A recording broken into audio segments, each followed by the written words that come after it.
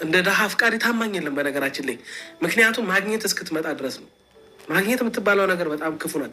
የብዙ ሰውን ገበና ትገልጣለች። የብዙ ሰውን የተደበቀ ማንነት የምትገልጦች ማግኘት የምትባል ነገር ስትመጣ መለወጥ፣ አሪፍ መልበስ፣ አሪፍ መብላት፣ በቃ አረላ እዩኝ ሲመጣ ጉንጭ ሲሞላ ወፈር ወፈር ስንል ተከታዩ ሲበዛ ስናገኝ ባጣን ጊዜ አብሮን ያልነበሩ ሰዎች ሲከቡን በማግኘታችን የተነሳ እንጂ ዛሬ ላይ በመድረሳችን በጉብዝናችን በጥንካሬያችን በታታሪነታችን ሳይሆን በማግኘታችን የተነሳ ጎበዝ ጀግና የሚሉ ሰዎች ሲበዙ አብሮን ዋጋ የከፈሉ አብሮን የተሰደቡ አብሮን እንደዛ ዝቅታ ውስጥ ዋጋ የከፈሉ ሰዎችን እንረሳቸዋለን። ብዙ ጊዜ ፍቅር አጋራችንም ይሄ የብዙ ወንዶች ችግር ነው። በነገራችን ላይ ሌላ ማየት ትጀምራል። አየህ ያችኛዋ ሴት ለአንተ ብላ እንደዛ ያለ እድሜዋ የደቀቀችዋን ያለ እድሜዋ ብዙ ዋጋ የከፈለችዋ ትዝ አትልም። ይሄ ከባድ ነው። ይሄ በጣም ከባድ የሆነ ነገር ነው። ምክንያቱም አብርሃም ምንም አይነት ምክንያት የለውማ።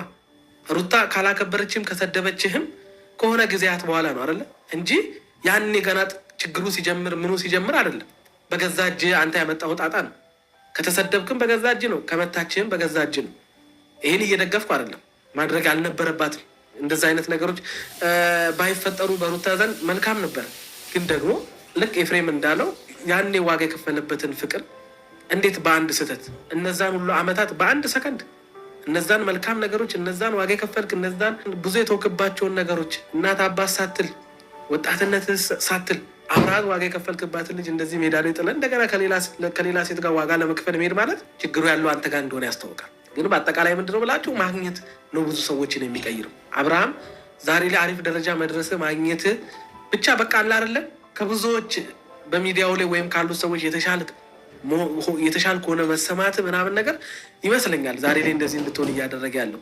በብዙ ሴቶች ስትከበብ ከዛችኛዋ ሴት ጋር ዋጋ የከፈልክበት ነገር ትክክል እንዳልሆነ እንድታስብ ያደረገ ምን እንደሆነ እንጃ። ልጅህን እንድትረሳ ማርገዟ ምንም እንዳይመስል ያደረገው ማግኘት ካልሆነ በስተቀር ምን ሊሆን ይችላል? እስኪ ንገሩኝ።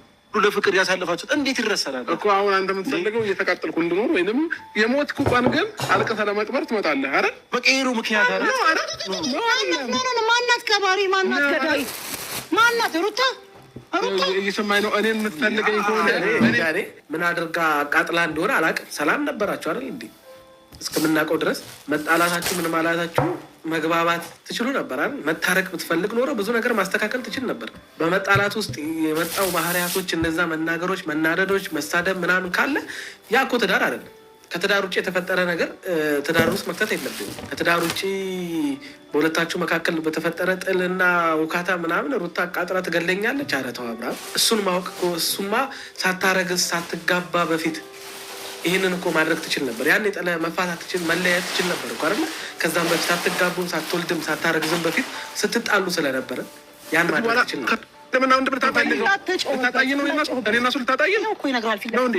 እኔና እሱ ደግሞ ልንገርሽ፣ እሱ ደግሞ ይኸውልህ እዚህ ጋር ነው የሚያሳይኝ እንዳጨውበት ኤፍሬም የሰማኝ ነው። አሁን እዚህ ጋር ግርግር እኔ እኮ ተረጋግቼ ነው እያወራሁት ያለሁት። ለምን አንተ ማትረጋገው? እኔ በአንተ ቦታ በሆን አሁን እያደረግህ ያለው ነገር ኑሮ አላደርግም ነበር። ልጅ ከተወለደ እኮ ገና 1 ዓመት አልሞላው። ምን አይነት አስተሳሰብ ነው ያለ? ከሌላ ሴት ጋር ሄደህ ቀለበት ብታደርገው ምን አይነት አባት ነህ? ልጁ ሲያድግ ራሱ ምን አይነት አባት ነው ያለኝ ይላል። ምን አይነት አባት ነው ያሳደገኝ ይላል። በ1 ዓመት ሳይሞላው ሄደ ከሌላ ሴት ጋር ቀለበት ብታደርገው ዘብድነት ነው ያንተ ወይ ትልቅነት? አለ ትልቅነት የሰራ መስሎ ነው። ሌላውን እያከበርክ የኛዋን እየጣልክ የትም አትሄድም።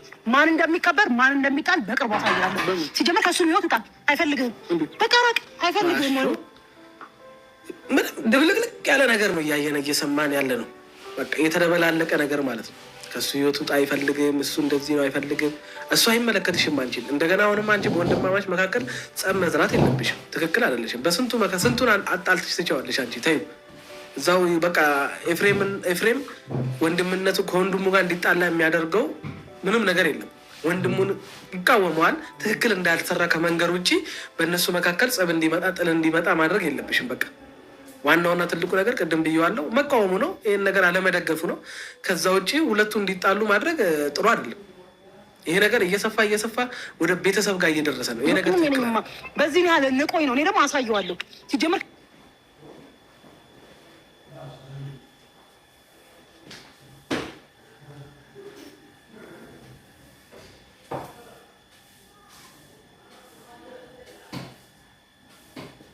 እዛ ፕሮግራም ላይ የነበረውን በሙሉ ለቃቅሜ እኔ ምን ማድረግ እንዳለብኝ የማሳያቸው።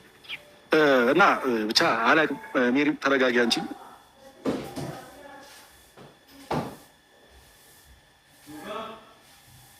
እኔ በጣም ተረጋግቻለሁ ኤፊ። እኔ በጣም